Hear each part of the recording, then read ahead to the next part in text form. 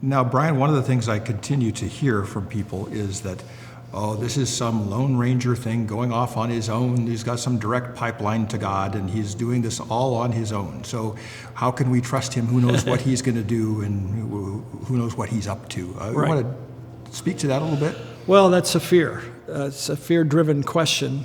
I think a better question is God behind it, but regardless of that, here you sit with me, and you are, in my opinion, a preeminent scholar. You really know the original languages. You know the Word of God. You've pastored for years. You've helped compile a Greek lexicon. I mean, how many people have that privilege? So you're more than proficient in biblical languages, and you're helping me. You're assisting. You're working alongside. You're helping this. You're keeping quality control. You're pointing out places where the translation could be flawed or could be enhanced. So it's a little facetious to say I'm a lone translator when here you sit.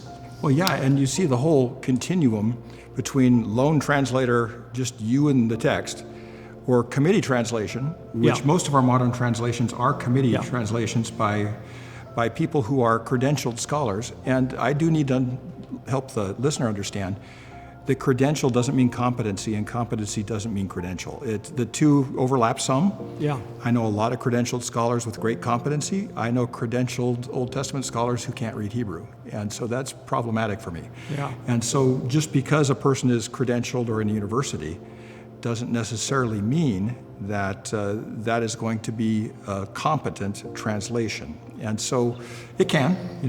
We make use of university people on our team here.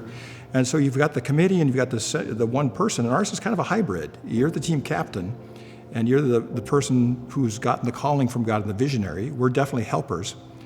But it's not a lone translation in that sense, and it's not a committee translation either. It's somewhere in between. The lone translator criticism is invalid. I have a team. I have men and women like you. Every book of the Bible that we're translating is going through a thorough theological review by qualified people such as yourself and others. Independently, so that I'm not trying to influence. And I'm not talking to the other persons that, if I look at Joel, someone else is going to look at Joel. Right, that's right. And what the finished product, I believe, is high level of accuracy, very readable. Yes, it's going to read different. It's going to sound a little different. But that doesn't mean it's an error or that it's, strayed from the well-worn path of authenticity. It's just coming in today's vocabulary, meant for the heart.